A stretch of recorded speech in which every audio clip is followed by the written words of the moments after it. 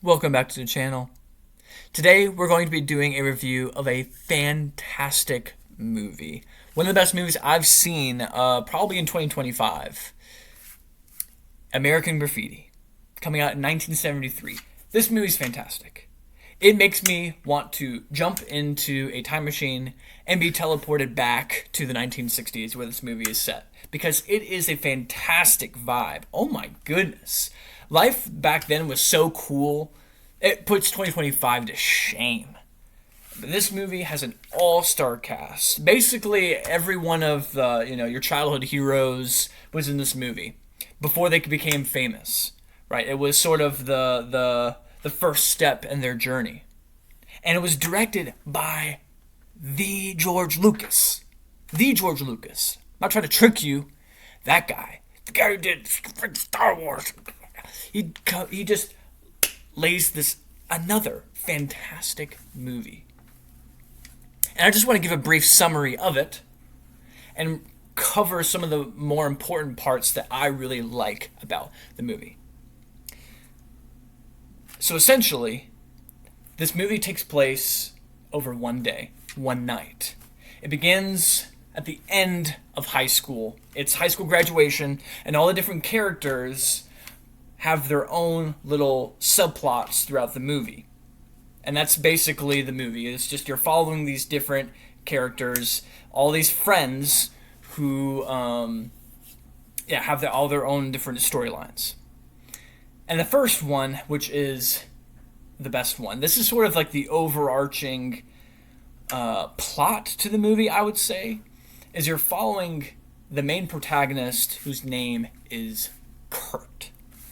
And Curt, he's sort of the run-of-the-mill, ordinary, nothing too special. He's supposed to be the relatable character in the movie, just like this normal, everybody likes him kind of guy, but he's just not feeling fulfilled by, these future prospects or going to college or whatever. And in the movie, he's just walking along the street. He sees this beautiful woman driving this vehicle who just kind of catch each other's glance, and she just kind of mouths "I love you" to him. And he just is like Doctor Strange into the astral plane. Like he is like his soul is separated. He can't comprehend what just happened because there was this incredibly beautiful person who he, as the relatable person, he's like, whoa, like what am I supposed to do with that? And this lady drives off, and basically the overarching plot is him, Curt, trying to find this woman who he is literally willing to throw everything into the wind, throw out his whole future to try to find her. And it's so innocent and so simple. Like he's like, I see my future in her. And so he spends the whole night, he goes in these little adventures on the side trying to find her. We got Wolfman Jack playing in the radio the entire night. Wolfman Jack. It was hilarious. That was such a funny part. And then it follows several other friends. It follows his other friend is Terry the tiger. And he's just a phenomenal guy. And he's sort of like the smart, brainy guy who just can't seem to land the girl because he's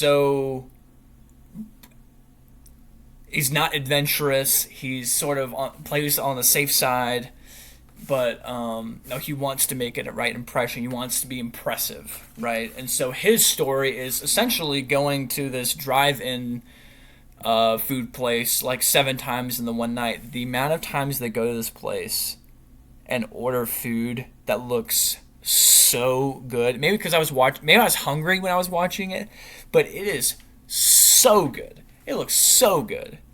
But essentially, his story is him trying to impress this girl named Debbie. And he just can't really seem to get any traction, and so he starts, and she's sort of known as a rebellious type, and so he is trying to essentially impress her, and so he starts breaking the law. He like steals some alcohol. It was such a hilarious scene. It was so funny, so well done, because it really plays into his character and how he just like can't bring himself to break the rules, but he has to in order to get this girl. So he borrows his friend's car. The car ends up getting stolen, and it's hilarious. And then the other friend that they're following is John, and his is a little bit more confusing. His story, he's sort of like he's been around a couple years, and he's known as a street car racer, like racing throughout the street. And so essentially a large part of the movie is in vehicles. They're just driving around night, and everyone has these super slick cars. They're all incredible looking, and there's a lot of racing going on, and John is like the guy. He's like the Harley Davidson of cars. He has his car.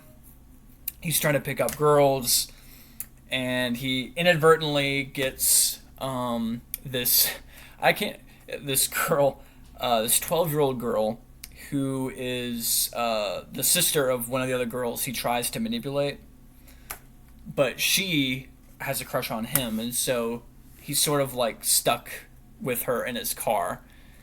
And essentially, they just drive around the whole town. It's incredible. It's really incredible how much driving is in this. It feels like they've been driving for hours, but it's literally just the night. And so, essentially, they go through all these character arcs. And that's one of the things I love about the movie. I'm not going to spoil everything, but those are like the three main characters and their storylines and their love lives and how they change, how they develop. And what I really, really love about the movie is that it shows, like, you're trying, it has like this weird tension where you're on the side of the protagonist, the main characters, those three guys. And one of them is like trying to find this girl. The other one is trying to impress this girl. The other one's like this drag racer, car racer guy.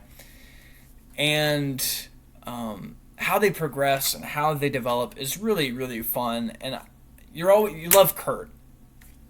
My favorite character is Curt, because he's just trying so hard to find this girl. He's trying to find the love of his life. He's willing to do anything for her.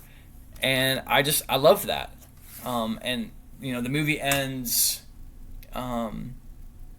what's really the best scene of the whole movie, in my opinion, is when Wolfman Jack is like the guy on the radio, and long story short, but Curt ends up going to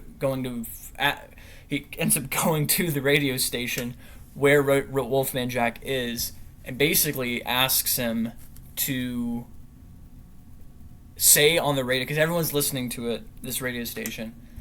He gives the description of this girl and is like, give me a call, because I have to find you before the night's over, because the next night I'm leaving for college.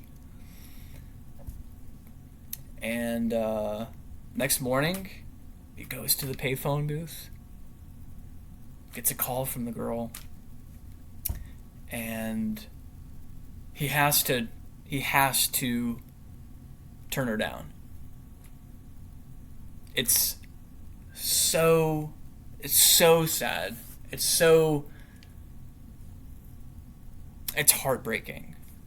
It's heartbreaking, and yeah, so that was my favorite scene of the movie. And then it has like a slight epilogue where it has like where the characters, where their lives ended up, and where their future was. But all in all, I mean, just a fantastic movie. It's really, really cool seeing all of the, like, some of the greatest actors and actresses in film, just like in the same movie. Um, and yeah, I would give this movie a 9 out of 10. A 9 out of 10. I would love to watch this movie again. Its rewatchability is really high. Um, and yeah, I hope you enjoyed this review, and I hope you enjoy the movie if you haven't seen it.